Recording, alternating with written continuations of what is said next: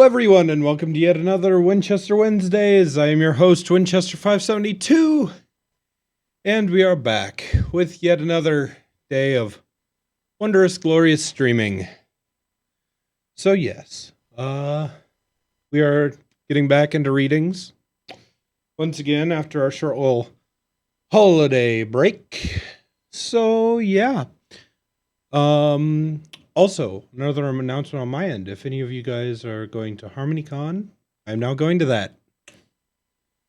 So, yeah, hit me up if y'all are going to HarmonyCon. I'm going to be doing AV things, but we think we've divvied up the work well enough. I should have a good amount of time away. So, I think I'm mostly going to be working the concerts. But, anyways, without further ado, let us get into the call. Hello, call. I think you really need to convince Circuit to change it to that. Look at my horse. My horse is amazing. This horse sucks. Anyways, while we're convincing Circuit to do things and talking about amazing horses that we're definitely not licking. Talking about Circuit behind his back. We're making him do terrible, terrible things. Alrighty. So, starting off, we have my wonderful co-host, Crazy Matt Captain. We are going to make Circuit do terrible, terrible things. Nice. And probably the person who's going to be doing other terrible, terrible things, we have Commander something. I didn't just declare war on the Diamond Dogs. No, I don't know what you're talking about. Damn it, not again. And next up, we have our wonderful fanfic editor, Double R Forest. Oh, wait, that was a signal? Shit. Forgot my lines. Can you give it to me again? No. This is my shot. This is my moment. And he's not throwing away his shot. You only get one shot. Don't miss your chance. I was really going on a youngster, but I gotta come back a star. I was really hoping that Forrest Rain, our wonderful narrator for this week, was not going to throw away that shot to get that line in.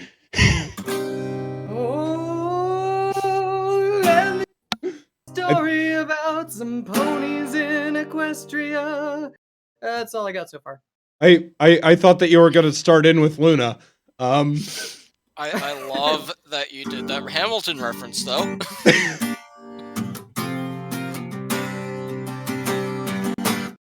Luna! Ah! Yeah, see? It's pretty much like Cyril's here. Winchester, don't ever do that again. What? I was just singing like Cyril. I gotta say, it was actually pretty well done. Also, what's Hamilton? Oh my god. How are you getting to not know what Hamilton is? Alexander Hamilton. My name is Alexander Hamilton. And there's a million things he hasn't done. Just you wait. It was Just you wait. Broadway, what, 2 years ago? Yeah, it's still big. Yeah, I saw it in Omaha this last year. Or should I say this last decade? I was just playing, dude. Oh. I kind of prefer the... Save face. I kind of prefer the... oh, God. What's the vampire? Alucard? Oh, yes. The dubbing... no, not the dubbing. The... I forgot the name of it. I need Commander link that to me for me to watch after stream. And last but not least, we have Lycan, who I'm hoping will distract people long enough for me to take my pizza out of the oven. I'm a horse and I'm here to create mayhem. Yes. Real horse noises. Let's just talk about how dumb Winchester must be to start the stream before taking his pizza out of the oven. Well, it's lunchtime over here and I've got my lunch in front of me. It's delicious too. Yeah, I had my pizza before the show. Yeah, but you had it ready before the show. You were actually smart about it. Just barely. Well, I have M&Ms. Usually, I love M&Ms. Usually I walk in halfway through with my pizza in my face. I'm like, oh guys, did the show start yet? Oh, that's an anime series. Hellsing Ultimate Abridged. Oh yeah, no, that's fucking fantastic. I haven't seen that. Oh, and there's our first F-bomb of the stream. Did they have a Helsing reference or Hamilton They had a- reference in that? Well, you don't.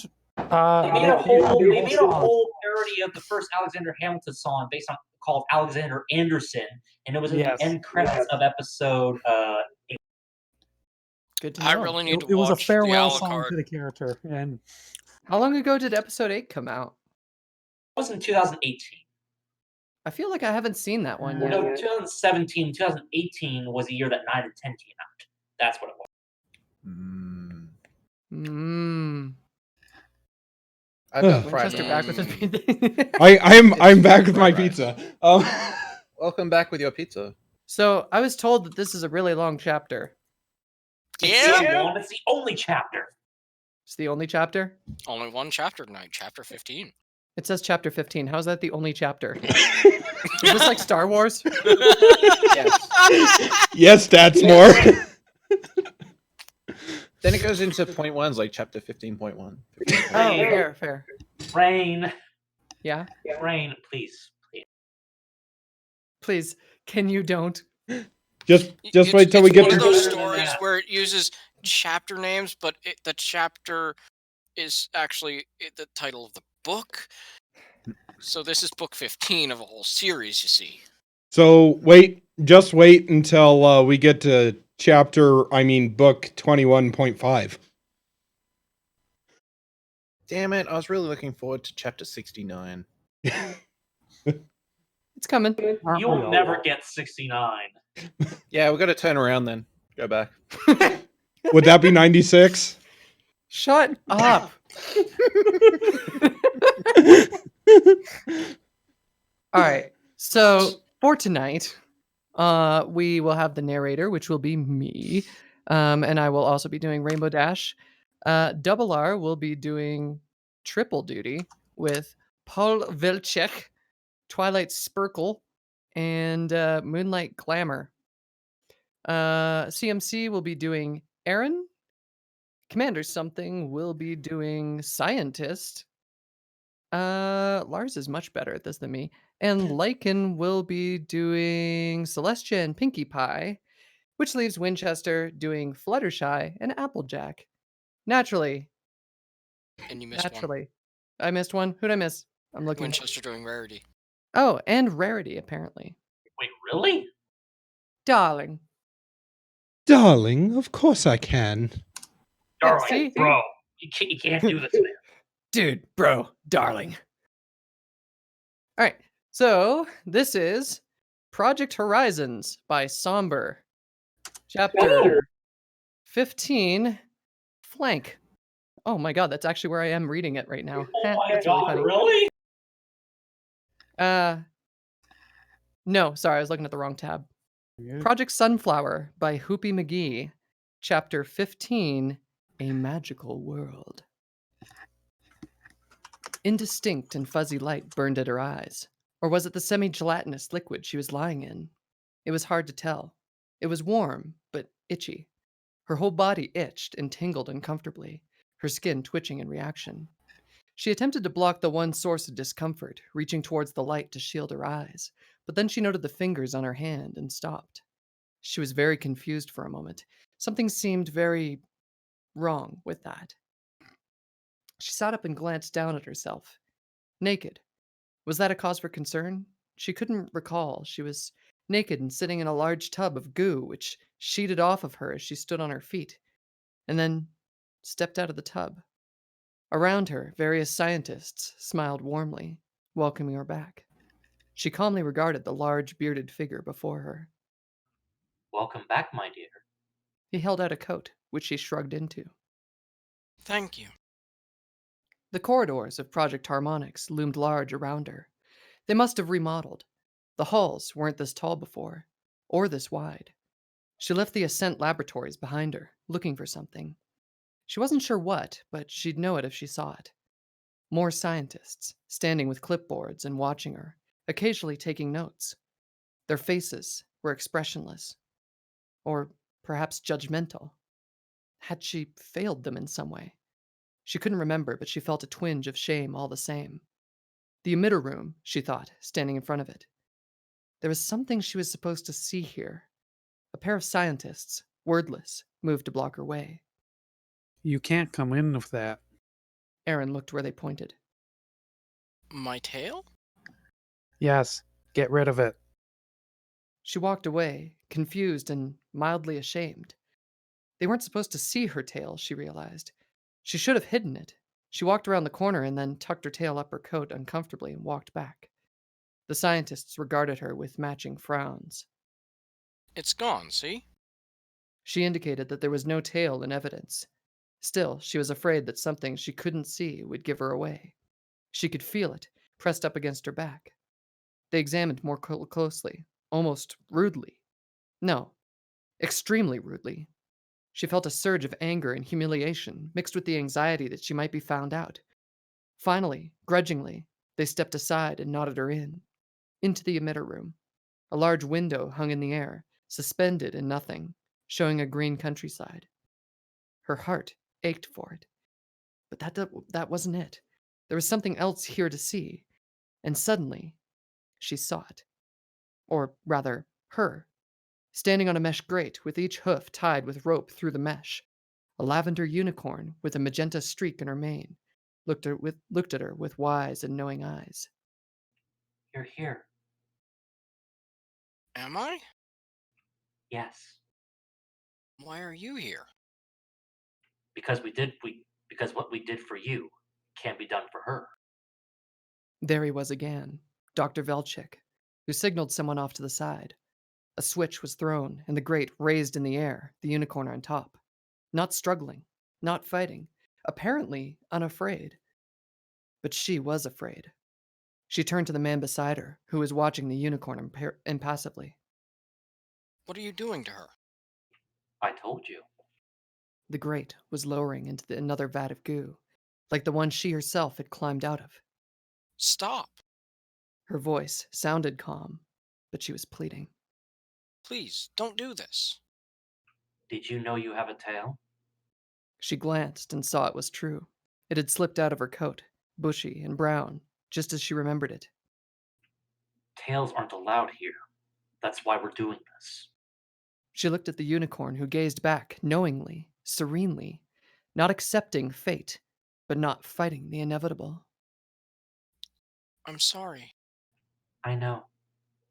But does it matter? Her hooves entered the liquid, which oozed up through the holes in the grate. And still, she descended. I can stop this, can't I? Can you? The unicorn was knee-deep already. The machinery started knocking and clinking. Can you really stop this, Aaron? Aaron? Twilight, you can't know me by that name. Isn't it your name? Yes, but you aren't supposed to call me that. What should I call you then? Twilight was submerged up to her chest now, and still sinking. Sunflower. She pointed to the window suspended in the air. The field in view was full of them, as far as the eye could see. So pretty. Twilight had with a sad smile, only her neck and head still showing. It could have meant something too. Can't it still? Not if it's a lie. She looked back. The sunflowers were gone, just ashes left. She looked back. Only Twilight's head was still visible. Aaron rushed ahead, trying to stop what was happening. The scientists in the room all stopped to stare at her, muttering in harsh disapproval. She didn't care. She reached out, but she was slow. Too slow. Her hand closed around the air, where Twilight's horn had been just moments ago. She stared at her closed hand, a feeling of tremendous loss echoing inside her. Well, She looked back. Dr. Velchek loomed over her. if you want to be a pony so badly, I can arrange that. He lunged at her suddenly, and she shrieked as her head was plunged into the vat of sludge. Her breath caught on her chest as her eyes snapped open. She stared ahead, frozen for a long moment. Then she exhaled and tried to begin breathing normally. She held her arm out in front of her, still a hoof at the end. She was still a pony, and she was still in the guest house. Okay. No more chocolate sprinkled donuts right before bed. Never, ever again. Unlike most of her dreams, which faded away almost as soon as she woke up, that one stayed with her for days. She didn't need to be a psychiatrist to have a pretty good idea of what it meant either. Upon Erin's return from Canterlot, she immersed herself in her day to day life as a pony. The days began to blend together, as each morning she would either struggle into her saddlebags or hitch herself up to the cart for her rounds. She worked as hard as she ever had, and the ponies of Ponyville often remarked to her how glad they were to get their packages so much sooner. FedEx's stock among the locals was definitely on the rise. The weather around Ponyville remained nice during the day, though the mornings were colder. Erin noticed that the leaves of the local trees had rapidly started changing colors. The woods around Ponyville were a riot of reds, oranges, and yellows, which did wonders for her mood. There was always something so nostalgic about autumn. It had always been her favorite season as a young girl, playing in the piles of leaves around her house. The smell in the air, the sound of dry leaves crackling under hoof, all of it reminded her of home, of her childhood. Also, it was nice to see that the seasons, unlike the weather, didn't need any intervention from ponies in order to behave normally. That reminded her. There was the Iron Pony competition this Saturday, wrapping up with the running of the leaves on Sunday, which was apparently a run through Whitetail Woods. Applejack and Rainbow Dash had incorporated the running of the leaves into their competition, which meant that whichever Iron Pony competitor finished before the others would get the points, and they'd get even more points if they finished first overall. Erin found herself excited about the race, though her initial desire to prove herself equal to or better than the other ponies had faded considerably by this point. It would still be fun, and it wasn't like she needed an excuse to run and exercise. Now that she had a fair amount of bits saved up, she had decided to splurge. On Monday, she'd stop by the Carousel Boutique after her shift was over and talk with Rarity about what she wanted. Erin ended up deciding on 3 dresses: a dark green one that would be slightly heavier for the coming colder weather, a casual yellow one, and one very elegant dress that she could wear to formal functions. All told, it would cost her slightly less than 300 bits, but Erin considered that to be well worth the price. The dressmaker had asked her to return on Wednesday for a final fitting before the garments were sewn. She reflected that she could have bought dresses in Canterlot, but none of them had the simple elegance or flair of the dress that Rarity had previously made for her. They're all trying too hard. Rarity looked up at her with a smile as she was pinning fabric around Erin's body. This particular dress was the formal one, and would be a dark burgundy in color. Erin's thoughts on commissioning the dress was simply that she wanted something nice in case the situation called for it. Not that she was thinking of maybe, possibly, sneaking into High Canterlot when the human ambassadors arrived in the next week or two. Of course not. It was unthinkable that she would disobey a direct order from Dr. Velchek. Of course, as a civilian, it was debatable exactly how much trouble she could get into for violating orders. She was reasonably sure she couldn't be arrested. Almost 100%. Well, maybe more like 90. Okay, 80. Maybe she could ask Celestia for asylum. No use dwelling on it, she thought, trying to put it out of her mind. This was an excellent choice of color, darling.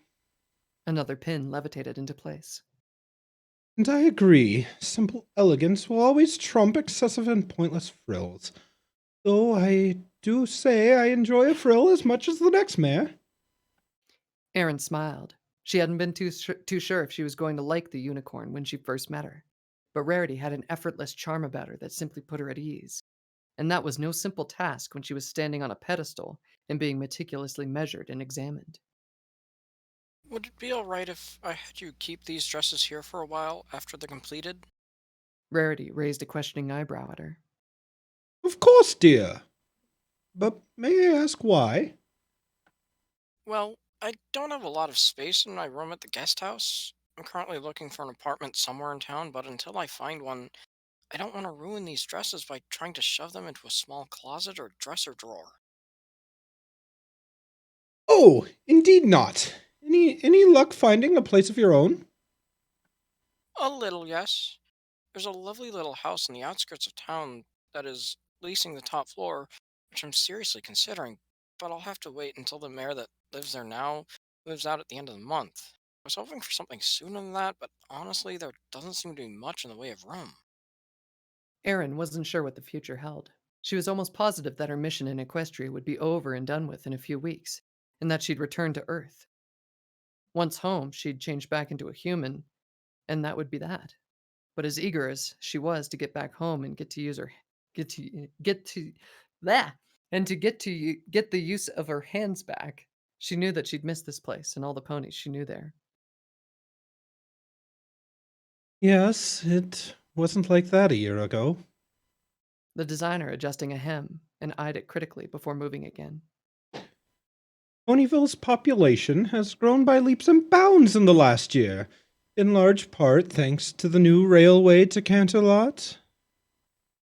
Oh, well, the guest house is comfortable and inexpensive at least, and the company there is good.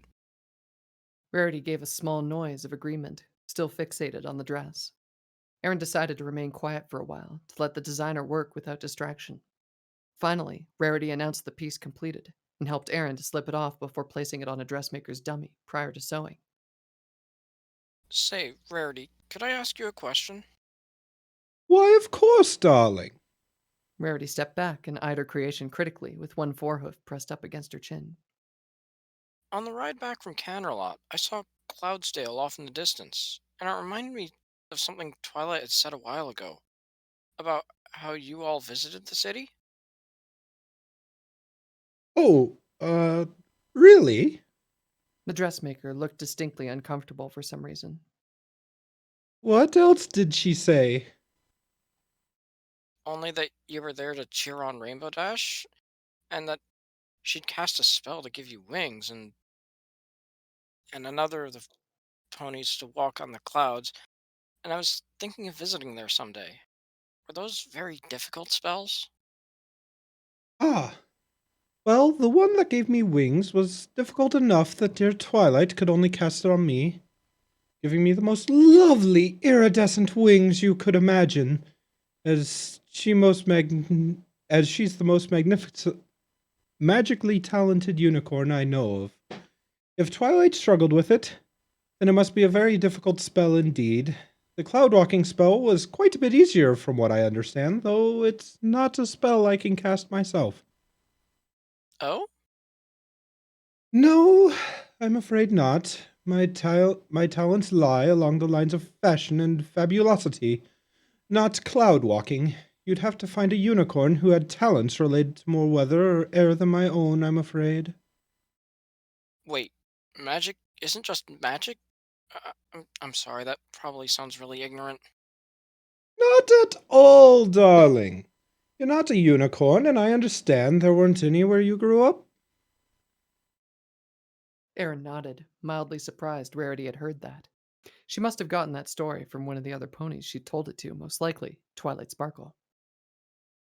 Well, as you know, we all have our own special talent, and with unicorns, that guides and directs our magic. Probably in much the same way you're familiar with as an earth pony. Different ponies have different skills where you're from, yes? Yes.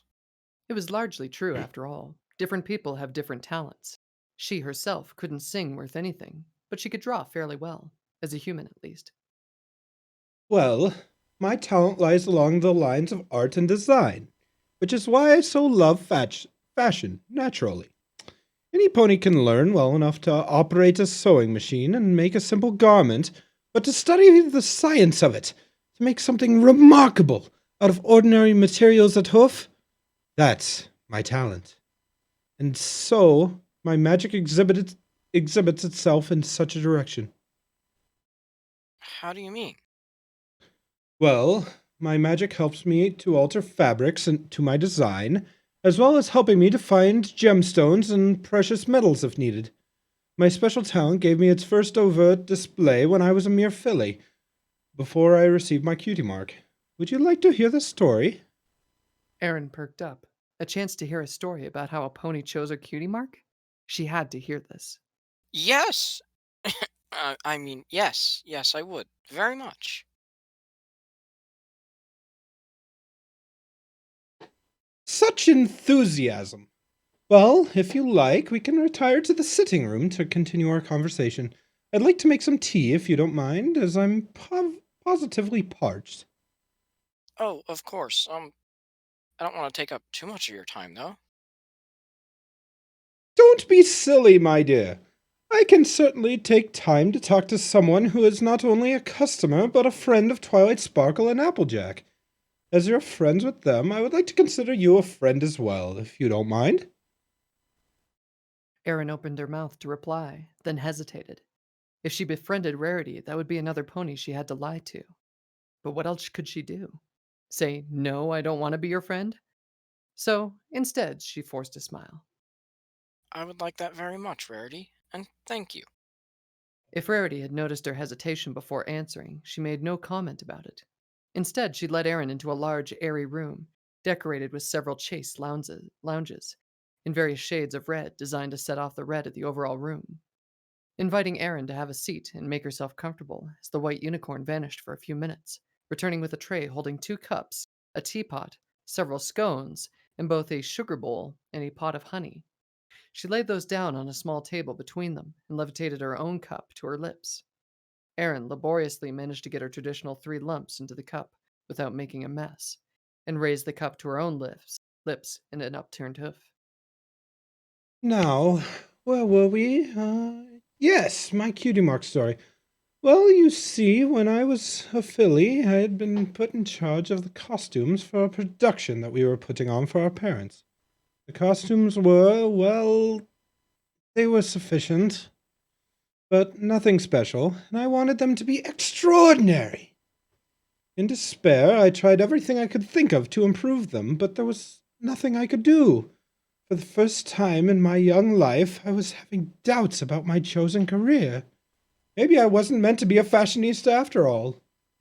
Rarity paused to refill her cup, then levitated the honey dipper out of the pot to drizzle a small amount of honey into her tea. Once again, Erin found herself envying a unicorn's ability to levitate objects. That's when something extraordinary happened. My horn began to glow all of its own accord, and I was drawn from my room out into the streets and eventually out of Ponyville itself. For what seemed like days to me, but was probably more like hours, my horn's own magic pulled me along, but I knew that wherever my magic was taking me, it was leading me directly to my destiny. Of that, I was quite certain. You can imagine my surprise when I came to a halt in front of a large rock. For a moment, I felt crushing disappointment. My destiny was a rock? A plain, old, boring rock? But then there was an explosion of light and color, and the rock cracked and then split open. Inside there was there was the most fantastic assortment of gemstones I had ever seen. She stopped to nibble daintily on a scone, which Erin had already discovered to be a delicious apple flavor. These are quite tasty, are they not? I purchased these this morning from dear Applejack. Erin nodded and murmured agreement. Anyways, the explosion, of course, was Rainbow Dash performing her first ever sonic rainboom. If you hadn't seen her perform one yet, then I advise you ask her to do so at some time. It really is a remarkable thing to see. In any case, the gems had given me a fantastic idea. I brought home as many as I could, hauling them both with my magic and with my own muscle. I attached them to my costumes, and that was my first experience with true success in the world of fashion. I had succeeded beyond my own aspirations. I really could be a designer. And then I fully realized that I felt a slight tingle along my flanks. And, to my utter joy, my cutie mark had appeared. Rarity turned her head to gesture at the 3 diamonds on her flank, which was a good thing, as she missed Erin's dumbfounded look of incomprehension. Cutie marks just appeared? Ponies didn't select them? They weren't some kind of tattoo? That was clearly She shook her head. Just roll with it, Erin, she thought to herself.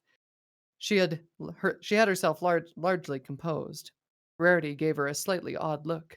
She quickly slapped a smile on her face. That's a lovely story, Rarity, and thank you for telling me that. Any thoughts on what your sister, Sweetie Belle, was it? What her cutie mark might turn out to be? Oh dear, there's no way of telling what a cutie mark will look like before it appears. Of course, though I'd hazard a guess that it would have something to do with her remarkable singing voice. She also has a gift for musical composition. Of course, nobody can simply be told what her natural talent is. She has to discover it for herself. It's the epiphany, the realization that causes the mark to appear. But rather than look inside to find out who she is and what she loves, she seems to be convinced that if she and her friends simply try enough random things, that she'll simply stumble onto her special talent. Ugh. We, meaning Applejack and I, keep trying to tell our sisters that a cutie mark comes from who you are, not what you do. But sadly, our advice falls on deaf ears. She sat her cup down and looked up at Aaron. And what of you, my dear? How did you gain your cutie mark? Aaron froze up. Stupid, stupid, she thought at herself furiously. You should have known that she might ask when she offered to tell you hers. Her mind raced, but she couldn't think of anything. So, she did what any pony might do in that kind of situation. I'd Cracked be open a happy. Dr. Pepper. It's overtime. I'd be happy to, Rarity, but before I do, I. And not to be indelicate, but may I use your restroom? Oh, of course, my dear. Up the stairs, first door on the left. Erin climbed the stairs, trying to exude an air of calmness. Inside, though, she was panicking. She let herself into the tastefully decorated restroom and closed the door, and almost immediately started to hyperventilate. The words, oh crap, oh crap, oh crap, kept repeating in her head on a loop. She cast her gaze frantically around the restroom, noting the seashell-shaped guest soaps, the fluffy white towels with Rarity's name embroidered onto them in purple, the watercolors of paintings on the walls, the window, the large clawed bathtub. Wait, window? She trotted over to it, eyeing it thoughtfully. It was large enough. She could easily open it up and slip through. There was a drop of maybe 10 feet on the outside. She'd probably be fine. Maybe a sprain, but she'd be fine. For a wild, brief moment, she honestly considered it. But no, she'd run into Rarity again, eventually. Escaping now, as tempting as the thought was, would only delay and massively increase the awkwardness. She had to think of a cutie mark story. Something realistic and based only on Rarity's story. What did she know about cutie marks? According to Rarity, cutie marks were a measure of who you were and appeared when you discovered your special talent. She quickly thought through the ponies she knew, what they did for a living, their cutie marks, and what those marks might mean, making a mental list. Rarity, fashion designer, 3 diamonds, meaning art and design. Twilight Sparkle, librarian, pointy star thingy, possible meaning, a compass of some sort. Maybe she liked stargazing. Meadowlark, open ledger, ran the guest house. Possible meaning, has to balance books and run the house. Applejack, worked on an apple orchard, 3 apples, meaning she worked on an apple farm. Duh. Rainbow Dash, weather team, cloud with a rainbow lightning bolt. Possible meaning, she flies and goes fast. Mr. Parcel, manages FedEx. Parcel with flames. Possible meaning, he likes to make fast deliveries. She reviewed a few more as well, ponies she'd met but didn't know as well. One thing she could determine was that a cutie mark often, but not always, had something to do with a pony's job. Which was good, because she had no idea how she was going to tie together package delivery and a sunflower.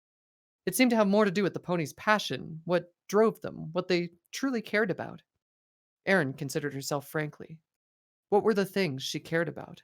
What were the things she was passionate about? She made another mental list, considering each item before rapidly discarding them. She enjoyed being with and talking to friends, but who didn't?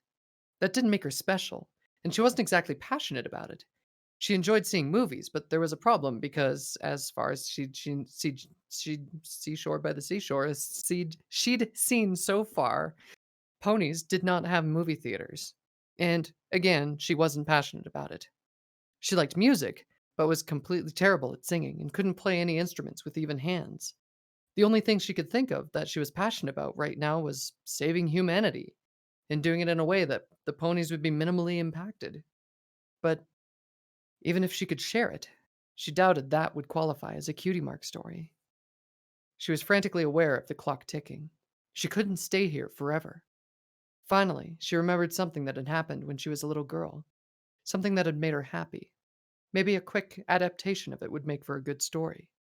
She left the restroom, flushing the unused toilet and running her hose under the tap for a few moments before patting them dry on the towel, in order to maintain the illusion that she'd come up here for that purpose. She then went back downstairs, feeling apprehensive, but not panicked. Rarity greeted her with a warm smile and refreshed her teacup for her. Erin climbed back on the Chase lounge and decided to just go for it. What's the worst that could happen? She thought, then shuddered as several unpleasant scenarios played out rapidly in her imagination. Well, as for my cutie mark, when I was young, I was helping out my aunt plant a new garden. She was very kind to me, and my favorite aunt.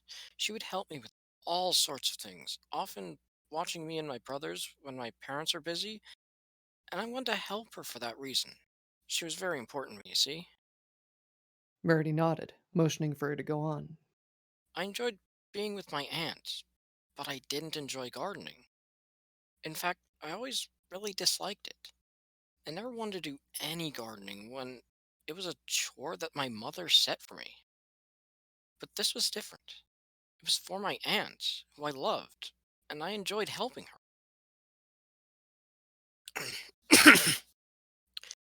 Sorry.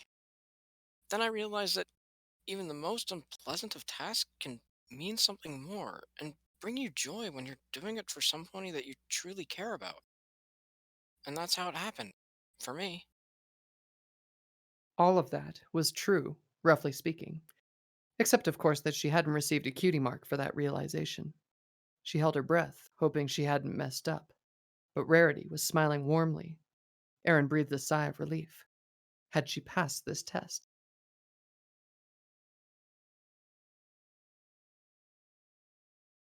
That was a lovely story, darling, and quite a valuable lesson. Something I've often felt myself as the element of generosity. Erin stared blankly. The who of the what now? She just smiled and nodded at the mare as if she knew what she was talking about. They chatted for about a half hour longer, with Erin mainly keeping the unicorn talking about herself, which was not, unsurprisingly, very difficult. All she had to do was ask about recent pony fashion trends. After a while, though, Rarity called an end to the conversation. It's been a lovely chat, Sunflower, and I hope you don't mind, but I have quite a few things I need to finish up tonight. Not the least of which is sewing your dresses. Oh, of course. Erin scrambled up to her hooves, bumping the table lightly in the process. Fortunately, nothing broke. You should be able to pick up the three of them on Friday, anytime after opening if you like. Or, of course, you may leave them here until you need to wear them, or until you find a place of your own to live. You are paid in full, after all. Thank you, Rarity. And if they get to be in the way, please let me know and I'll find a place to keep them. Oh, nonsense! With that reply, she gave a wave of her hoof and a toss of her head while walking with Erin to the door. I can keep them here indefinitely. If nothing else, I can show them to customers as display pieces. That you could. Well, thank you for a lovely time and a wonderful conversation. I really enjoyed it, and I look forward to doing it again, when you have the time, of course. Having reached the doorway, they said their goodbyes, and Erin trotted back to the guest house in high spirits. The enormous private study had a large map of Equestria pinned to the only part of the walls lacking windows or not covered with tall, dark-stained oak bookshelves. The bookshelves were ancient and as solidly built as a mountain, which was fortunate because the books on the shelves ranged from thin to massive. Many of the tomes had old-fashioned bindings and titles that were, in some cases, written in languages that had been extinct for centuries. Scroll racks dotted the floor, some holding dozens of ancient yellowed rolls. The number was dwindling every year as unicorn scribes very carefully took the typically delicate rolls off the racks to transcribe the contents into a book. Even the books themselves were occasionally being rewritten, as even the best preservation spells could only preserve them for a few centuries.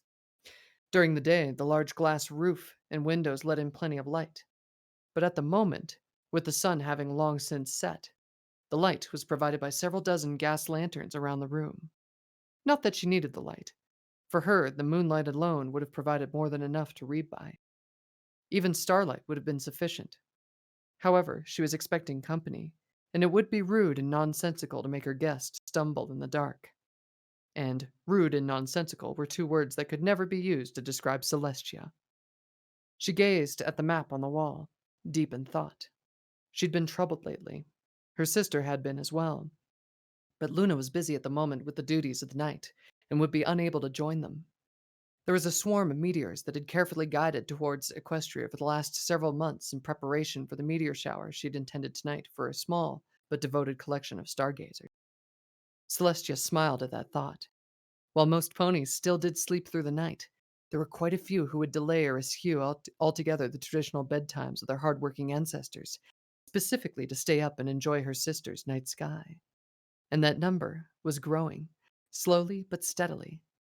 Many ponies would now often stay awake at least one or more nights in a week, just for the magnificence that Luna would display.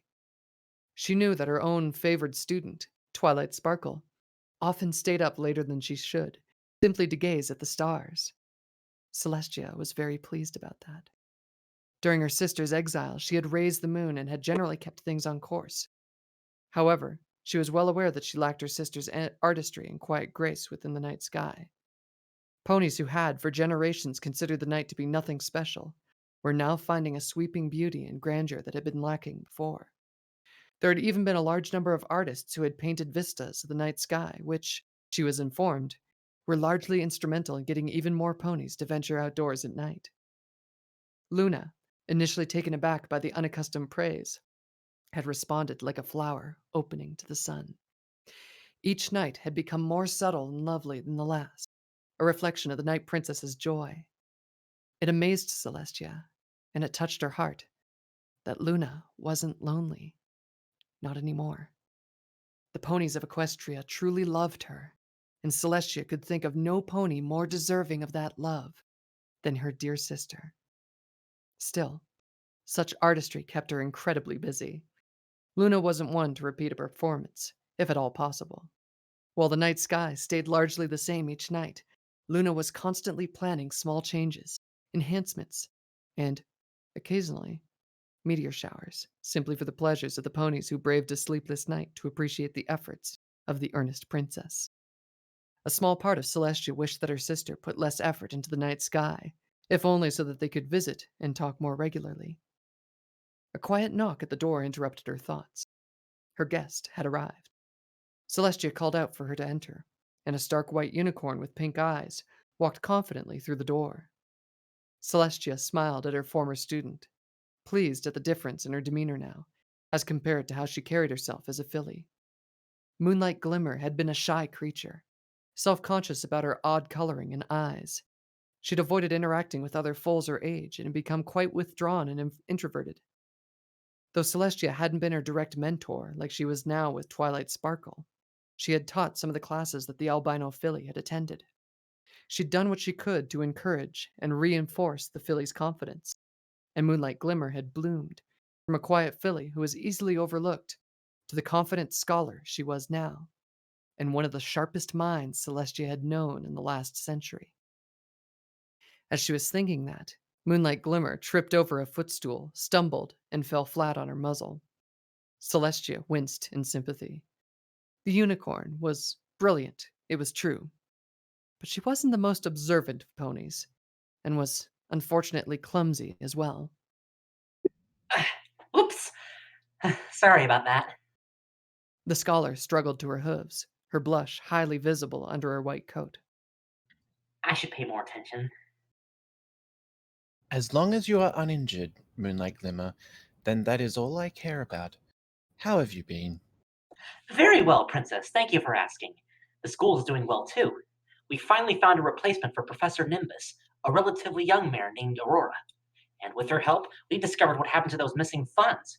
It was a simple accounting error, which she found during an audit. That is wonderful. Very good news. But now, I'm afraid I have to talk to you about something more serious. Oh? Nothing dangerous, I hope. We shall see. I am uncertain, as is Luna. Very strange things are happening in Equestria these days, the likes of which I've never felt before. Perhaps I should start at the beginning.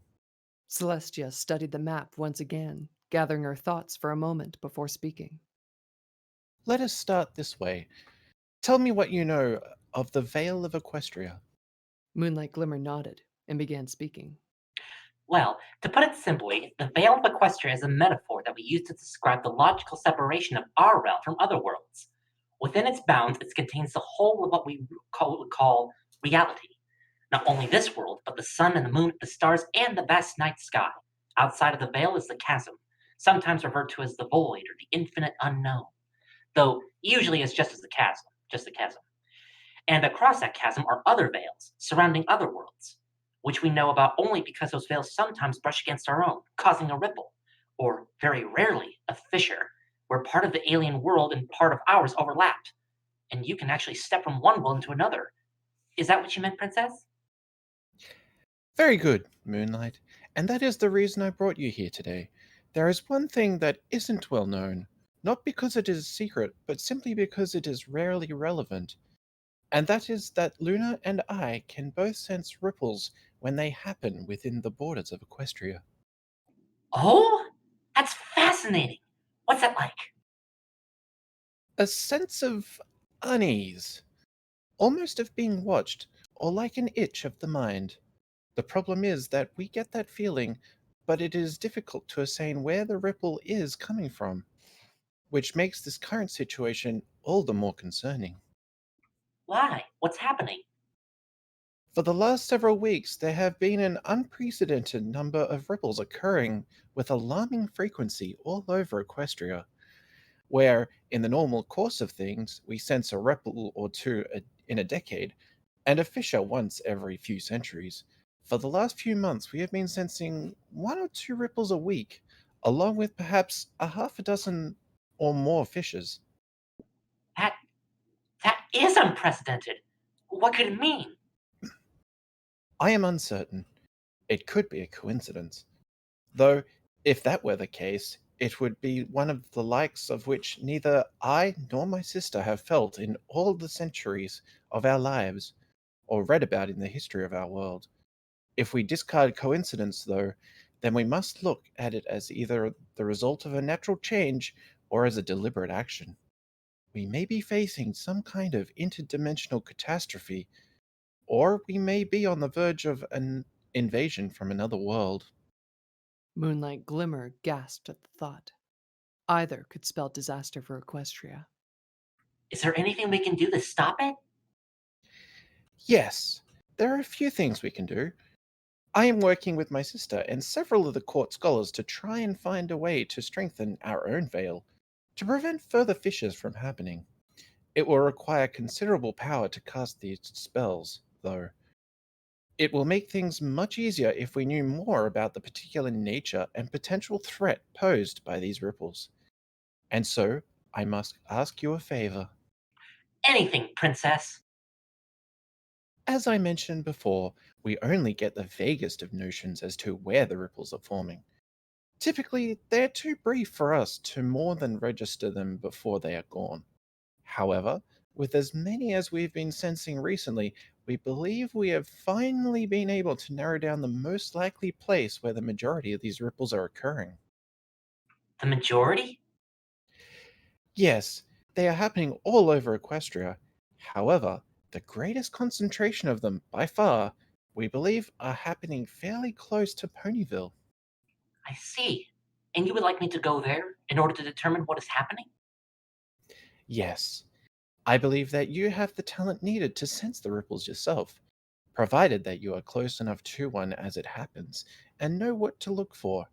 Also, I would like for you to take Professor Claustrom with you. I thought he retired. He has, but he is also the most learned scholar on the subject of the Vale of Equestria alive today, apart from my sister and myself. I will be visiting him in the morning to ask him if he'd care to undertake this journey with you. It would be nice to have him along. I haven't seen him in ages. Will he be up for the trip? You will have the use of my royal carriage as well as a number of royal guards and a select group of support personnel. This will include a nurse to care for the good professor should he decide to take this trip. He will. That old stallion could never resist a mystery. What is it you would like us to do when we're Simply, I would like you to look for any anomalies that you can find. Try and see if you can track down any trace of a ripple or a fissure, or of any odd creatures or items that may come through. And if you find anything alarming or out of the usual, I ask that you send a scroll to me right away.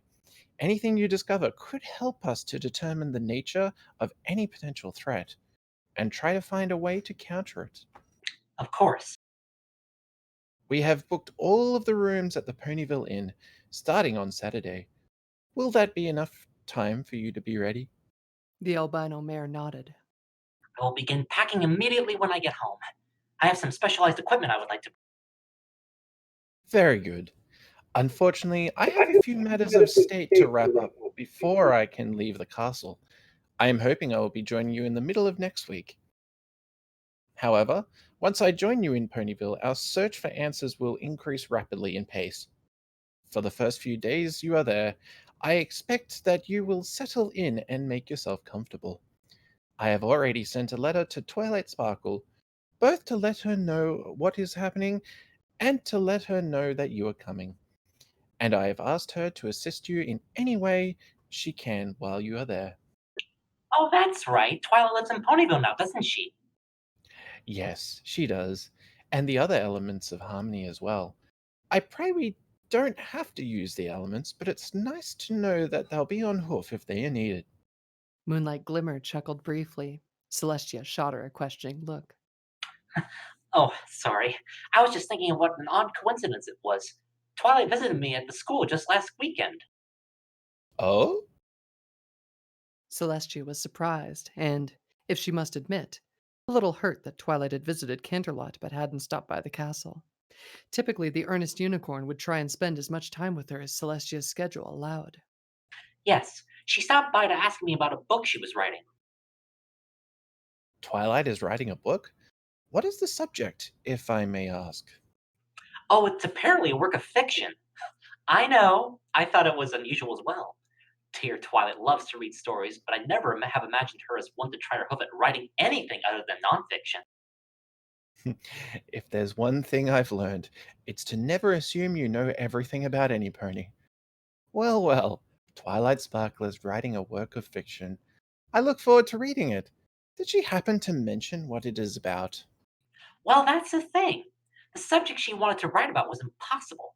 See, she's recently learned that she can sense the magical fields of Equestria, and her thought was to write a story about a mare who was completely separated from the field, as in no magic at all.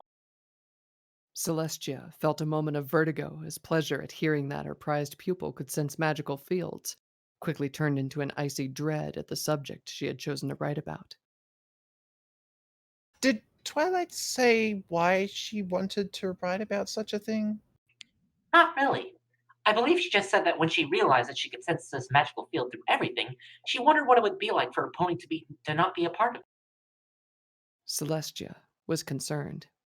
It was plausible that Twilight had simply come upon this idea herself, but it was an unwelcome coincidence that she would have this idea at the same time an unprecedented number of ripples were appearing very near where the unicorn lived. Also, Moonlight Glimmer, as knowledgeable as she was about magical biology, was wrong about one thing. It was very possible for there to be a pony with no connection to the magical field of Equestria. I believe that there are a few things that I can clear off my schedule after all. I should be able to join you this Sunday. Erin was just making her rounds outside of Ponyville on Friday when she heard an earth shattering roar coming from uncomfortably close to her location. Once she had gotten over being startled, she trotted ahead, pulling the laden delivery cart behind her. With Ponyville within easy sprinting distance, she felt reasonably safe in investigating the cause of the noise. As she got closer, she heard a single scream in the distance. She froze for a moment and then quickly pushed the cart's yoke off of her. She ran in the direction of the scream, wondering frantically what was going on. As she ran, 3 terrified ponies ran past her, heading towards town, but none of them stopped to respond to Erin's questions as to what was happening. Now extremely nervous, but wanting to help any ponies in distress, she continued cautiously towards the original roaring noise. Slowly, she crested a hill and immediately saw the cause of both the roar and the terrified fleeing ponies. She stared in stunned amazement as the creature stalking across the ground some distance away from her. The first thing she noticed was its size, easily the size of the average Ponyville house, and with great leathery wings folded across its back. A reptilian head, brightly scaled and a blood red, poked out beside one of the wings, and Erin's disbelieving mind initially labeled the creature as a dragon. But that wasn't what it was, she realized a moment later. A dark, black, goat like head lifted up opposite of the first one, and another massive roar bellowed out of the center head, that of a lion. A lion head large enough to eat a pony in 2 bites, if it wanted to. The beast snuffled along the ground, occasionally snatching with its lion like front paws. Its rear quarters, covered in coarse black hair, resembled that of a goat. Erin could only stare at it. A strangely calm corner of her mind informed her that this was a chimera from the Greek mythology. What else could it be? And quite obviously, it was a predator. The beast's appearance struck something primal in Erin's psyche, striking her down to the basic reactions that any mammal will have to the sudden appearance of a creature that it knows will kill and eat it at the moment it has a chance. She was trying to force herself to flee, but her hooves felt cemented to the ground. She had to run before the chimera noticed her, but the creature had the scent of something else, she noticed. She cast her gaze along its path and saw that it was heading towards a large boulder in the field, a boulder behind which cowered at least 2 fillies that she could see. One of the fillies had a yellowish coat with a red mane. Marigold! Her mind shrieked in panic. With a massive surge of adrenaline, her hooves came unstuck as she was running faster than she'd ever run before. Her hooves seemed to barely touch the ground as she ran, focused solely on getting to the fillies behind that rock before the chimera did. As Erin ran, she became vaguely aware of a tolling bell sounding behind her. Ponyville had set off the alarm, but at this distance there was no way that help would arrive soon enough. As she ran, she tried to scream, shout, anything that would draw the monster's attention away from its prey. But her terror had locked her throat up tightly, and all that came out were ineffective squeaks. Still, she ran, barreling towards the massive predator for all she was worth. The head nearest her, the goat's head, looked at her in dull-eyed confusion, while the dragon and lion head remained focused on the boulder.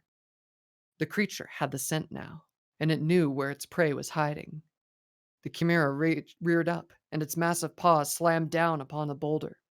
All 3 heads focused on the fillies below, and time seemed to slow down for Erin. She felt like she was charging through molasses, and she suddenly remembered her dream of trying to save Twilight, her hand closing just moments too late. Despair wrenched through her, and tears of frustrated desperation streamed unnoticed from her eyes as she tried to run faster, faster. The 3 fillies backed away from the monster with terror-widened eyes, and Erin barely registered that the filly she had mistaken for Marigold was, in fact, Apple Bloom, with her 2 friends, Sweetie Belle and Scootaloo.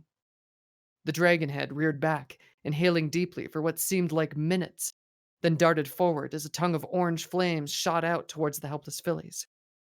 Erin finally found her voice, shrieking in dismay. The strength went out of her and her legs tangled around each other. She fell, tumbling and rolling, to the ground. Erin pushed herself up unsteadily, dreading to look towards the fillies, but hoping beyond hope that they were still somehow okay. She looked and saw a sight that struck her to her very core, shifting something profound deep within her soul. Twilight Sparkle was standing in front of the fillies, unburned and unafraid. From her horn came a nimbus of lavender light, bright even in the noon sun. Legs planted firmly and squarely on the ground. The unicorn stared defiantly at the confused chimera, while the 3 fillies, unharmed, but clearly still terrified, huddled behind her tail. Girls, get close to me. Erin suddenly realized that she was much closer to the beast than she realized if she was able to hear the unicorn speak so clearly. The three fillies grouped themselves under Twilight's legs, clutching at them like a drowning man would clutch at a life preserver. The unicorn's horn began to glow, much brighter than Erin had ever seen it glow before. The Chimera, sensing that things were going amiss, growled in frustration, and the dragon head shot a gout of flame that was much more intense than its previous one.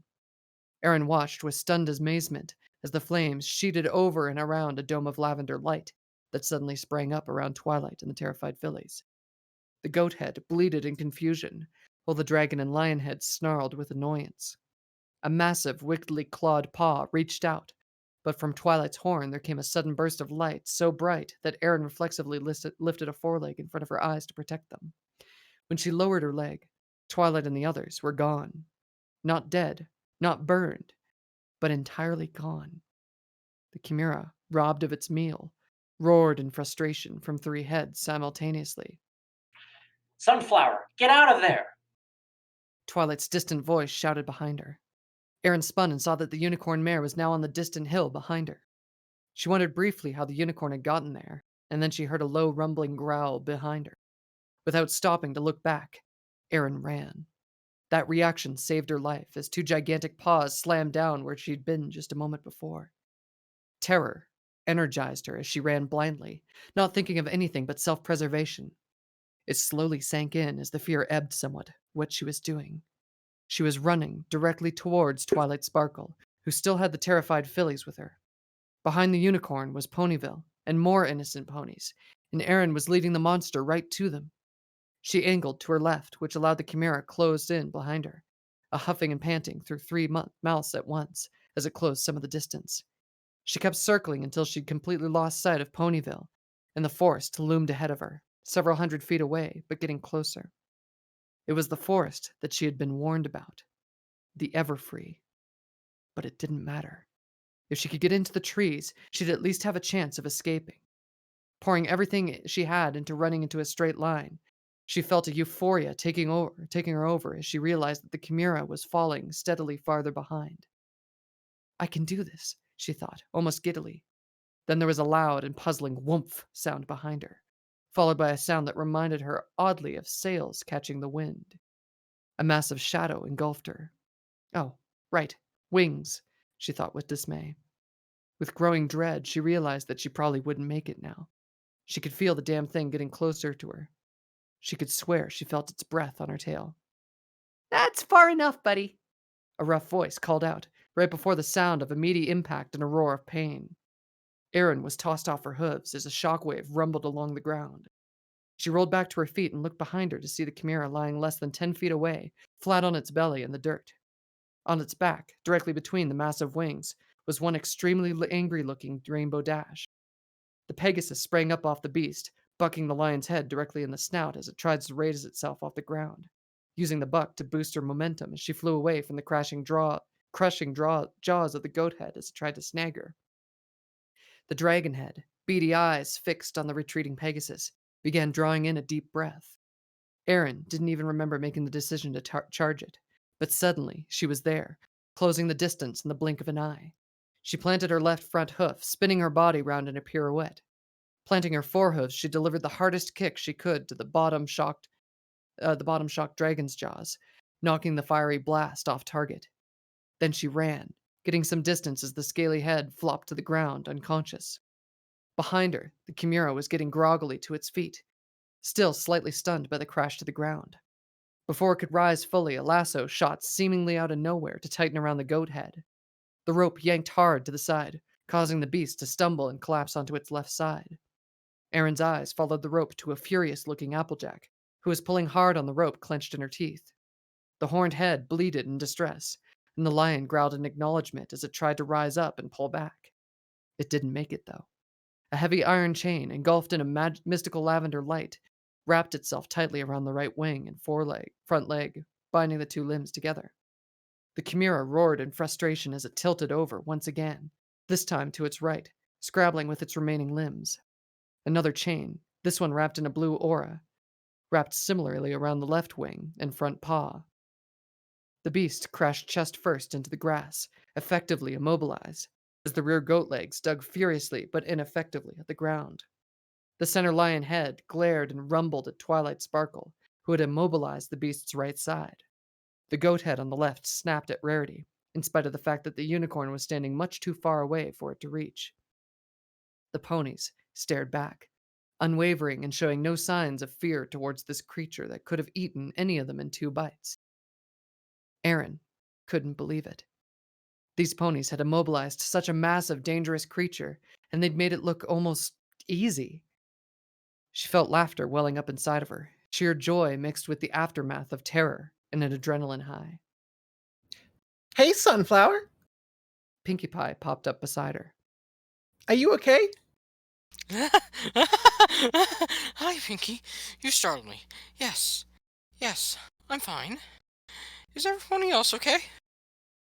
Oh, yeah. It hasn't managed to hurt any pony yet, but it sure scared the living daylights out of Daisy, Lily, and Rose. I swear, those 3 are, like, Ponyville's early warning system or something. Pinkie grinned at her, and Aaron smiled back, still giddy, and still worried as she was trying to keep one eye on the bound Chimera as well. Pinkie noticed that and laughed. Oh, don't worry about Mr. Snarly, Snappy, Flamey guy over there. The girls have him good. We've just holding him down while we wait for our secret weapon to arrive. Secret weapon? Oh, her. The pink pony pointed with a hoof. Aaron blinked in surprise as the yellow pink-maned Pegasus landed lightly in front of the snarling, drooling creature on the ground. The dragon head was still unconscious, and the goat head was still being pulled sharply off to the left by Applejack. But the lion head stared at the Pegasus with red-eyed fury. You!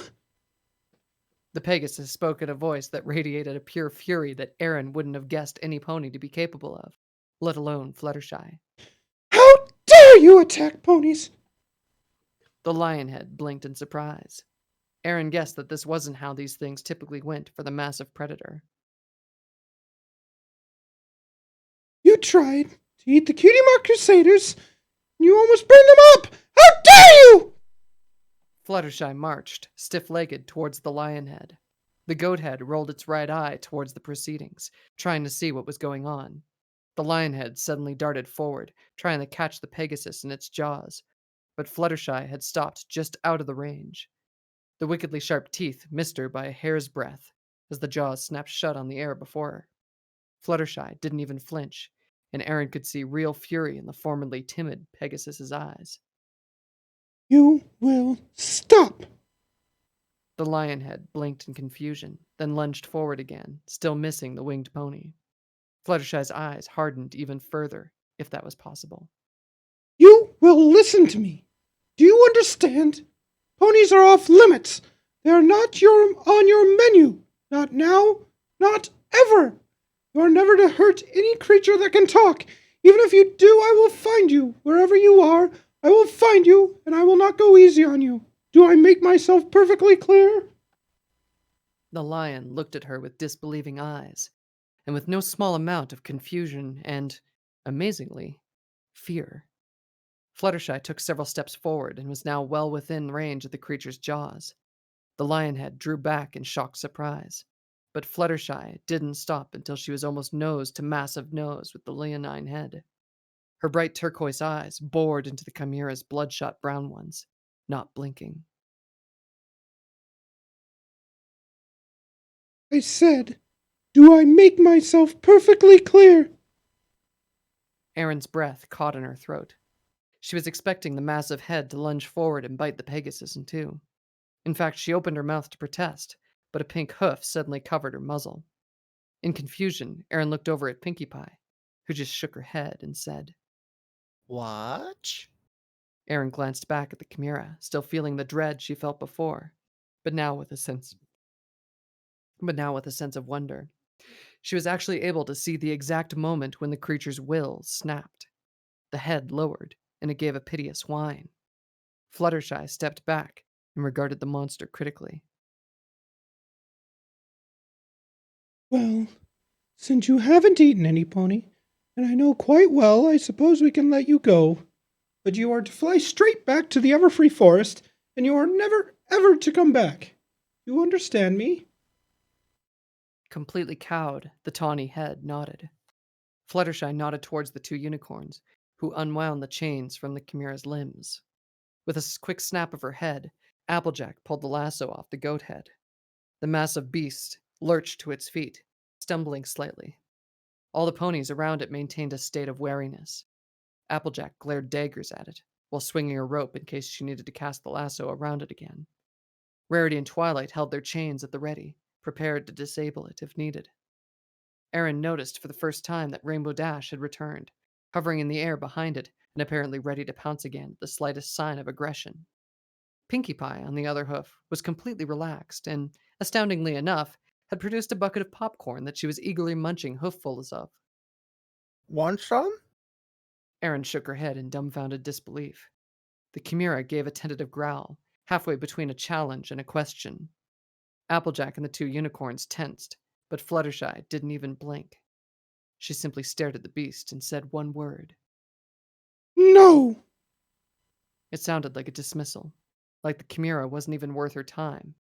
The lion's eyes dropped to the ground, and the goat's gaze did the same a moment later. Aaron noted with some alarm that the dragon head was starting to rouse. Remember, I gave you one last chance, and this is it. The lion head whined and the goat head bleated. The dragon head, newly woken and somewhat bleary, regarded the other two heads with muddled surprise. Then it focused on the butter yellow Pegasus in front of it. With a wicked grin, it began to inhale. Fluttershy didn't even react, simply standing her ground with her wings spread. The goat head closed its jaws around the draconic snout just as it started to breathe fire. The flames spumed out of the scaled nostrils, and scaled head yelped in pain, pulling back and shaking itself frantically to get the flames out. The lion head glanced warily at Fluttershy, as if to see what her reaction would be.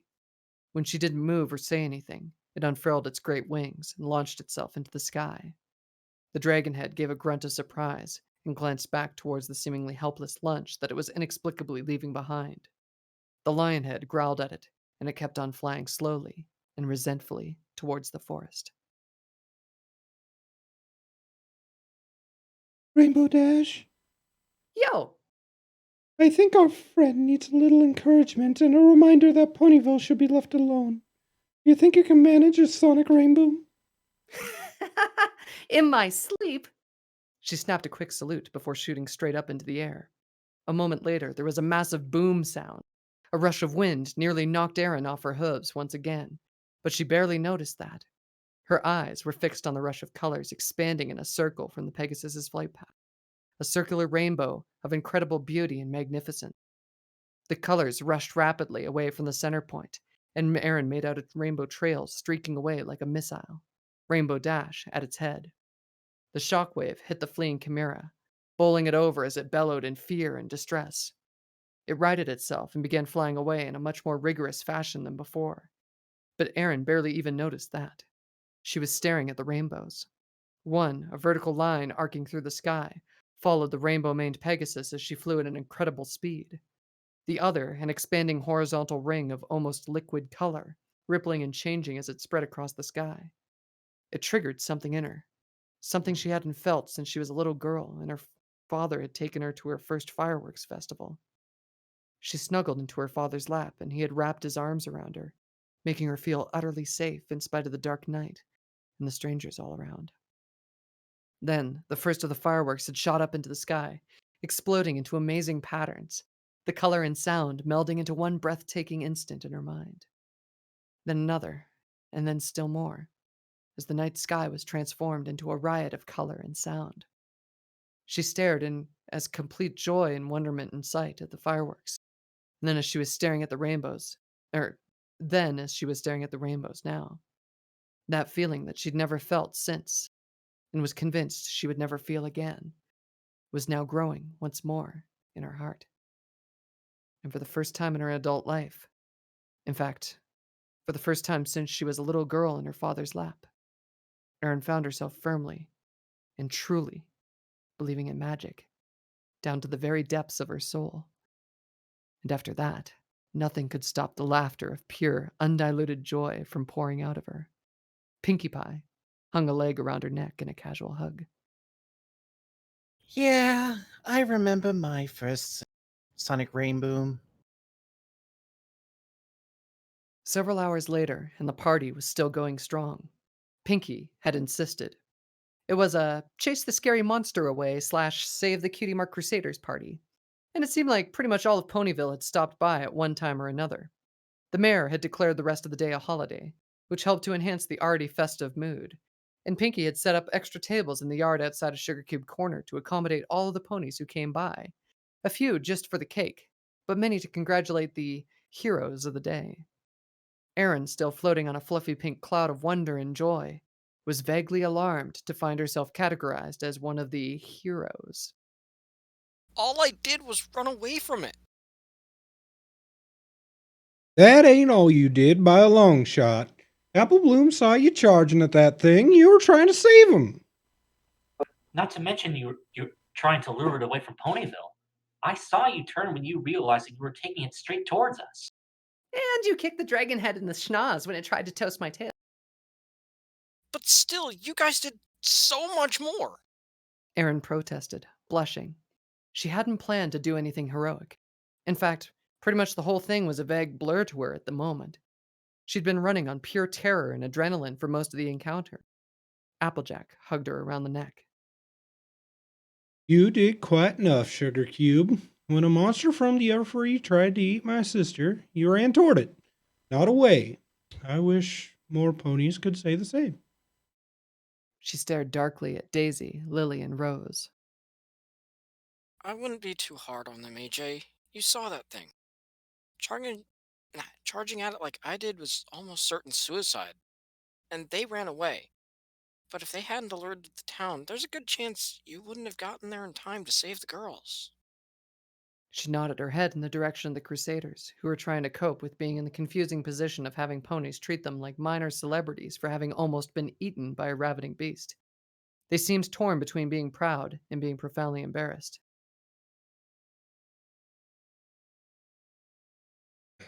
I reckon you're right. The party continued late into the night. Erin had far too many cupcakes to be good for her, and when an impromptu band struck up to play some lively tunes, she actually tried dancing, copying Rainbow Dash's moves. Initially clumsy because she'd never once tried to dance as a pony, she got better quickly and was soon matching the athletic Pegasus's moves with ease. The revelation that the magic of Equestria was in some way real had washed away a great deal of Erin's stress. She felt like she was fully awake and aware since the first time she'd walked through the portal into this place. And though her earlier joy at the sonic rainboom had dimmed, it hadn't gone out. The embers were carefully banked in her heart and would burn there for a long, long time. Not to say that magic didn't work alongside some sort of scientific principle. Erin decided right then and there that she would spend the rest of her life studying magic, provided that the ponies let her stay. Assuming Twilight Sparkle forgave her for her deceit, maybe they could even work together on it. It was a worry for another time. Tonight, everything just seemed perfect. She lost herself in food, in dancing, laughing, and talking. She even sang along with other ponies, finding out that her singing voice was just as bad as it was when she was a human. And, all the while, she held on to the revelation of magic in her heart, like a precious secret flame. It was the sunlight that gave it strength. That was very ironic. The probe tried to fly, but two fans were damaged, and one had snapped completely off. With only one fully functional fan, it had zipped awkwardly into the air in a wicked curve, slamming into the cave walls. Limbs of shadow darted frantically to catch it before it fell. The shadowy creature pinned the device to the ground, studying it warily. It wasn't sure what to make of it. In some ways, it seemed alive, but it was clearly artificial. It extended its mind towards the probe and was amazed to find a kind of intelligence there. A very simple, highly structured mind. Rather like the mind of an insect, though vastly larger and more complicated. It felt a moment of amusement. A mind. Living, yet not living at the same time. The ironies kept coming. It poured more of its awareness into the probe, pushing and prodding until it finally found a way in. It removed the shadowy appendage, keeping it on the ground, as it was no longer needed. The probe lay there, motionless. The creature concentrated briefly, and the panels on the back of the device adjusted. It felt a fierce joy. Success. It concentrated again, and the fan whirred to life, and then stopped again on command. It noted that the device had senses of a sort. It found itself looking through the thing's eye at the interior of the cave. It heard through its ears, wherever those might be located, and a host of other information, very little of it making sense, but still there.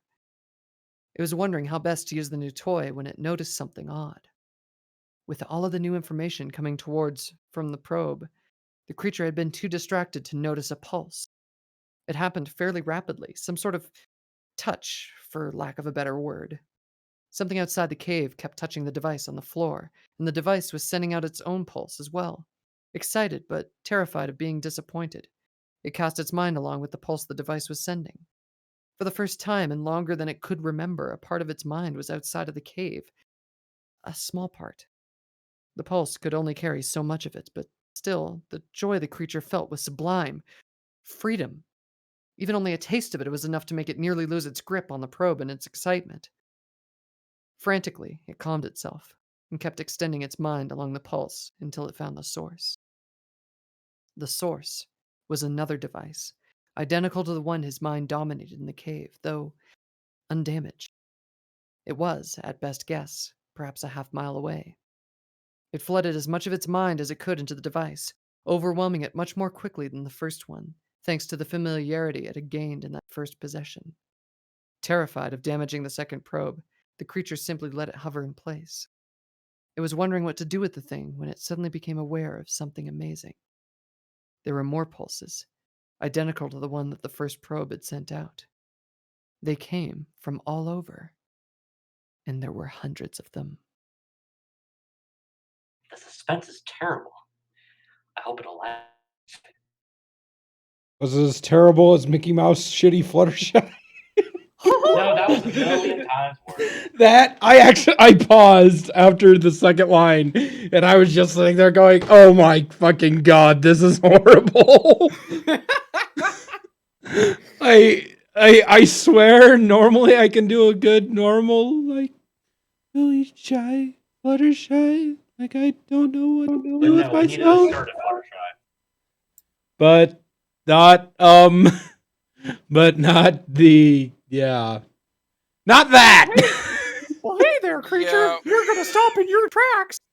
When Fluttershy gets assertive, she gets more to her alto range. I mean, she is kind of a mousy thing. Yeah, but she's not Mickey Mouse. True. I mean, it could have been funny to go all out Arnold Schwarzenegger. I am here to remove your head. Hello, I am the secret weapon. Well, I mean, I apparently pulled off a nerd voice, so I suppose it could have done a Dude, terrier next. that voice threw It me was- so hard when I first started hearing it because I'm like, oh my god, that filly sounds so fucking cute.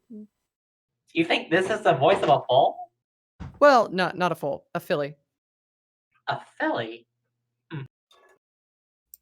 I Yes, it's a thought great for sure that was like the thing or the pony that popped up in my mind was that really nerdy stallion from wherever the hell it was. Oh, hey guys. Yeah, that. Me?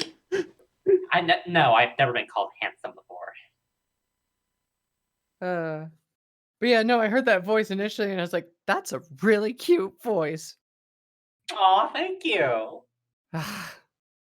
Well, what was Rarity okay at least?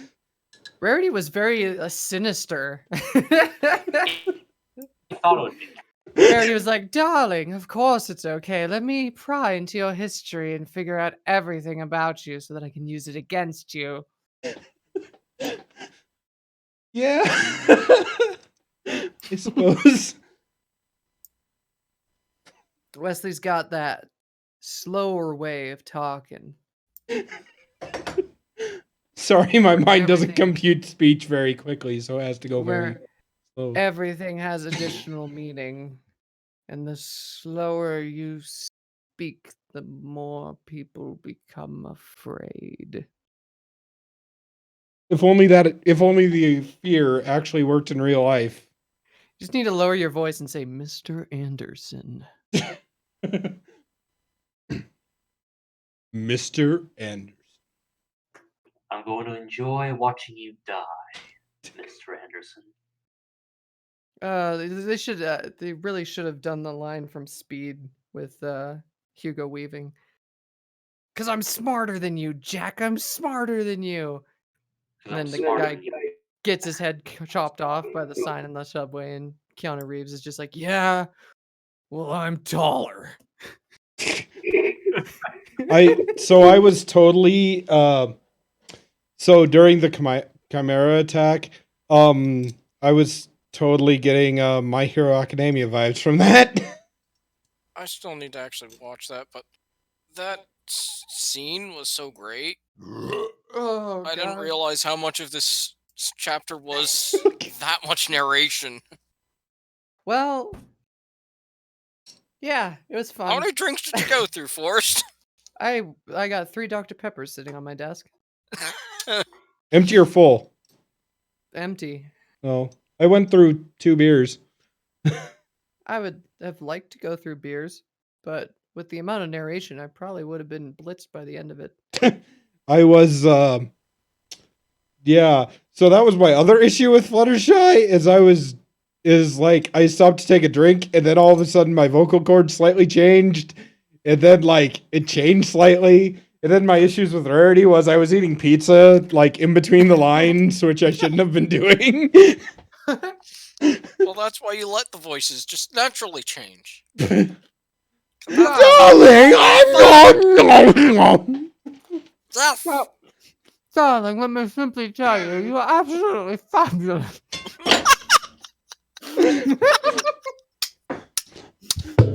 Honestly, not funny. I am talking in my muscle. Oh, And I just knocked Luna off of my mic stand. oh, but after that, chapter, I'm interested in more. Yes. All right, so now you're on to the next one. 'Cause that, Chapter 16. that secondary plot that we're gonna have to deal with Moonlight Glimmer coming in. The secondary plot? You mean like the second and thirdary plot? We know the big bad is gonna show up. With the Ursa Major or Minor or whatever it is going and taking control of all these I doubt things. that's gonna be an Ursa. That's gonna be something more devilish.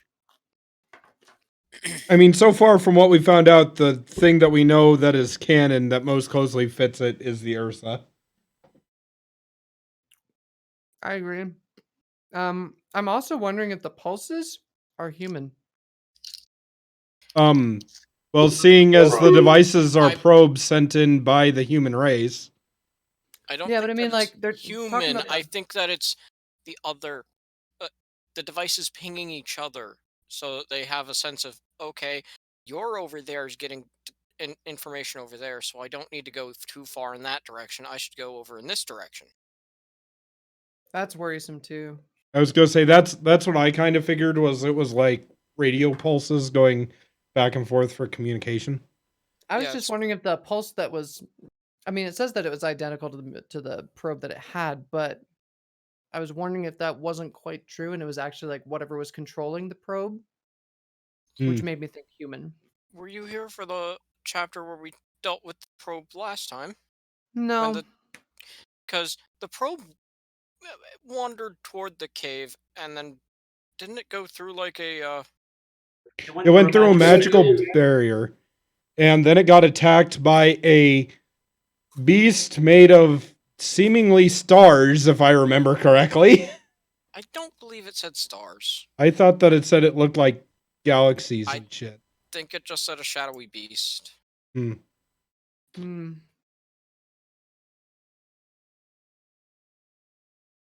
Commander thought it said shadows, even though he is perfectly capable of talking.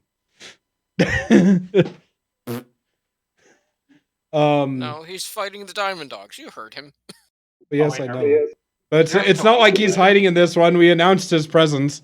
Fighting the diamond dogs? Is that like some sort of like euphemism for pooping? Hold on, guys, I gotta fight the diamond dogs. Commander, it sounds like it's using a wrong mic. The mic is on the other side of the desk. Was it Winchester that said third and dairy? Yes, it was. So how's the fight with the diamond dogs going? Did you get it out? He's not going to respond to I actually misheard you. What? I said, how's the fight with the diamond dogs going? Did you get it out? Now I'm about to drop it in. God. Third and dairy. Well, yeah, you have Yes. you have primary, secondary, and then third and dairy, right? And then quadendary, and then quinidary, and heptadary, Of septadary. course, you now have a mission. You have to go to his Winchester's house and slap him. Nobody's getting slapped. That takes 3.5 hours. Well, then just Well, you do don't it have to do next it right time away. you're at the same con as him. Noted. I mean, I'll probably see him at his house before a con. Oh, well then do it then. Make sure you give him a good smack upside the head. Okay. We're still alive, right? Yeah. Si, senor. Well, since we're still alive, we might as well repeat Lycan's message. Lycan had to get called away, thankfully after his last line. So he says, thanks for having me wish the stream a happy new decade." Yes, yes. Puke into the mic. That's exactly what it says.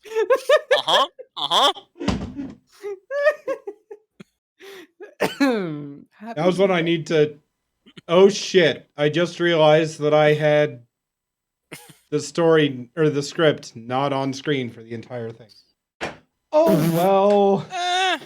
What did you have on screen? The Winchester Wednesdays with all of our icons on it.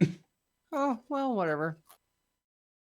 With the only indication that anything's actually changing being the fact that Commander's icon is a GIF. Wait, the You're GIF's actually working welcome. today? Sweet! What? Oh, it seems Yes. like most of the days it doesn't work. No, it does work. Every time that I see Commander's icon there, it's working. It literally just blinks error. Yeah, your mom. You may just not be looking at it the right time to see that it says error. You're sure? Oh. Okay, so for some reason on OBS it doesn't show it moving, but on stream it does. Yeah, that sounds like OBS. Yeah. Oh There's a well. reason why they call it OBS. Hey, at least it's better than like having to actually pay for something that can't do as much as this can. Whatever. Also, I'm almost done with the hot Cajun Crunch nut mix that your family gave me. Oh, and the hot sauces, I've like narrowed down. My favorite one to eat with pizza is the wild saguaro habanero hot sauce. Although I had one that was like a Tabasco type sauce that I slathered my pizza with and ate the pizza and had terrible, terrible stomach aches for the rest of the night.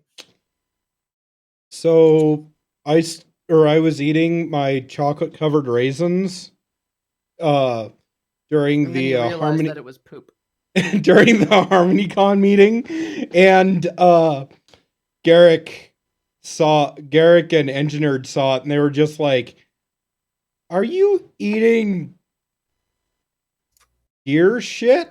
And you're like, yes, actually, would you like some? And I was like, I just held up the thing to my webcam, and they were just like, "Oh, that's not what those looked like." You're like, yeah, I'm pretty hardcore. Well, remember when I opened it on Christmas? I said, "Oh, great, rabbit turds." I don't remember that offhand, but I could absolutely see that. So, but anyways, yeah. So, thanks for showing up. It's been fun doing yet another reading. I hope you enjoyed our stand-in narrator. I enjoyed being a stand-in narrator. Who knows? You might become the full-time one, depending on somebody's work schedule. Damn it, Lars. Yeah, and also, yeah. Hopefully his car gets fixed. A lamp pole fell on it. Ah, shit. Yeah, it didn't get the windshield, but dented some things. So yeah, send good thoughts to his goldfish so that it will repair his car. Yeah. So, anyways, without further ado, let's get on to shoutouts and exiting the stream. So we'll start out with Forest Rain. Let's see. Well, shout out to the writer whose name is hilarious for this because that was actually a really good chapter. For whatever reason, I've lost the link. So, Hootie and the Bullowfish, thank you so much. Thanks to Somber for doing Project Horizons, not to be confused with whatever project we just read. Since I'm 15 chapters deep in that, which That is a good one. is 15 out of 77. I don't even think that's a third of the way through yet. So Nope. It's going to be a wild ride. Be prepared. The chapters Yeah. get longer too, so I'm excited. They get longer? Only for a period of time. generally they feel like it, but in a good way. Yeah. Yeah, they do get longer. They get like twice the length. God damn. Hey, it's not as bad as It Murky will number suck 7. in your soul. Ignore And the then you will one find that it's editorial 3 about- years later. Ignore An the one important- editorial about a spaceship because I don't know why that goes on for 6 pages, but it does. What? Okay. So, in line with Fallout stuff, I also have to give a shout out to Shotgun Angel Productions and Fiora the Tank Girl because we are doing an audiobook of Fallout Equestria Dead Tree, and I am playing Chifundo. Yeah, congratulations, man. Thank you. So, I was still wondering how you'd sound like that, like what you would do for that. Chifundo. He sounds kind of. He's got like a West African accent. I don't. Oh, okay. I would have to pull up lines to actually like give you something because all of the things that he says are in rhyme, and I can't just do that shit off the top of my head right now. Yeah, that makes sense. I know. I read the book, so. Oh, it's good, cool. Yeah, so that's our lines for that are due in like 4 days for the first chapter, and I think it's coming out near the end of January or in a couple weeks. Yeah, I tried auditioning for that, but I didn't get the parts. Boo. Huh? I said boo. Yeah. We got good people for the main cast though. Everybody seems pretty solid so far with any of the stuff that I see. Yeah. Anyway, who's next? Next is you. Okay. Well, shout outs to Project Horizons because that is a good ass story. My next shout out will be to after so many years of being left picking up dust, Force Rain is finally starting to edit chapters for a little audio project we did together. Started way back in 2016. Woohoo! Yep, she still hasn't finished it, but we actually made progress, which is Wait, amazing. 2016? Really? Yeah, we did it. We started in December of 2016, Force Rain. Dear God. Yes. That's when yeah, it was a couple months before that when the story I gave you came out. If you'll excuse me, I'm going to go edit the rest of that and then dig myself a grave. Yeah. To be fair, I didn't exactly ask you very often how it was going. I only asked you like once every several months. Still. After 3 years, we're finally going to get that project come out to light. And then finally, shout outs to cute nerd voices. Yay. Yep. Cute nerds can be great people. And maybe great moms.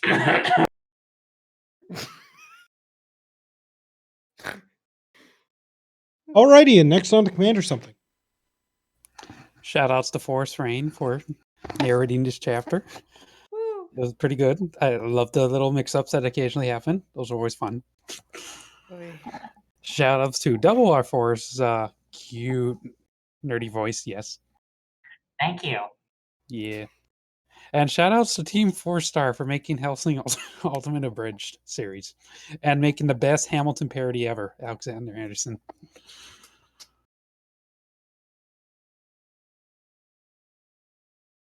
All right. And last but certainly not least, on to CMC. Shouts out to Like and Lestia, because yes. And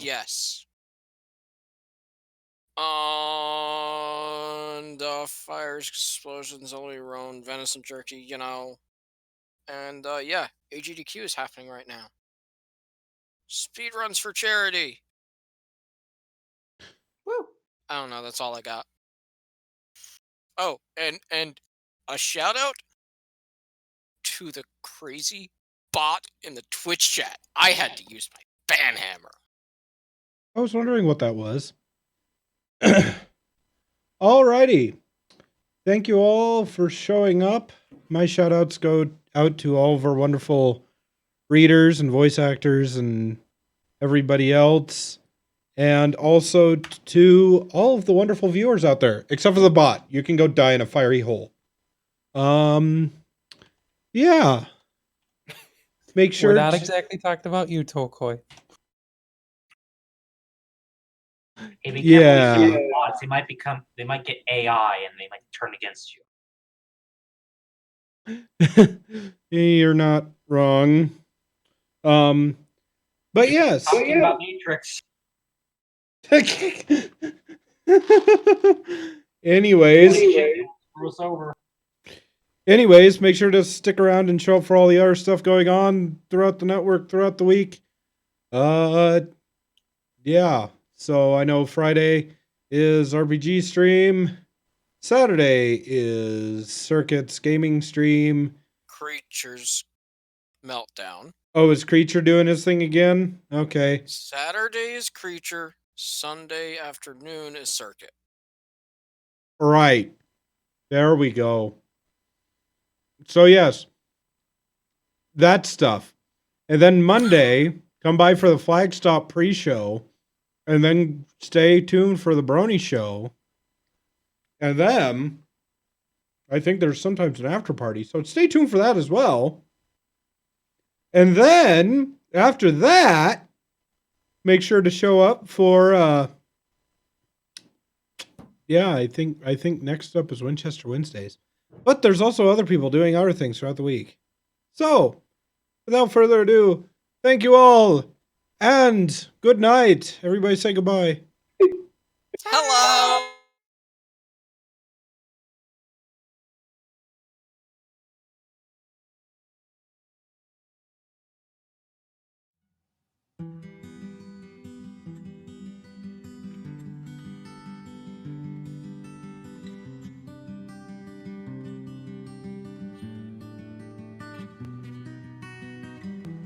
Every time your sun sets, do you feel regret for what happened in centuries past?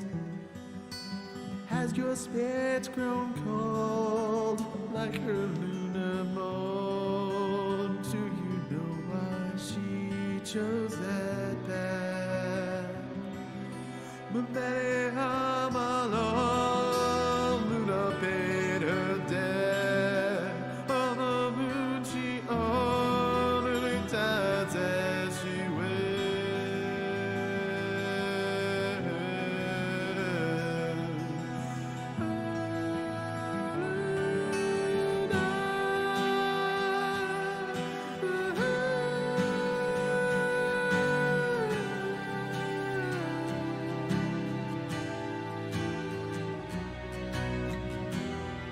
Every time the moon is full, can you feel the pull of your little sister in it? Keep your smile to hide turmoil hidden deep underneath. Many I'm alone, paid her debt.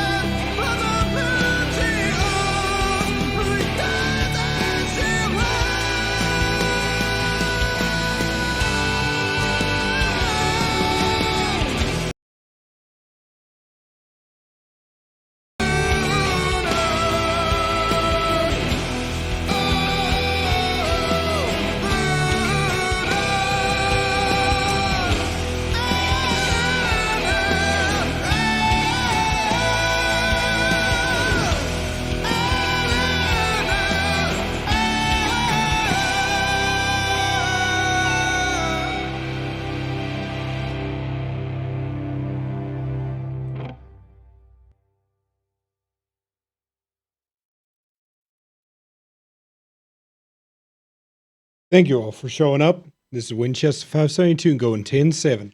I'm out. Bye-bye.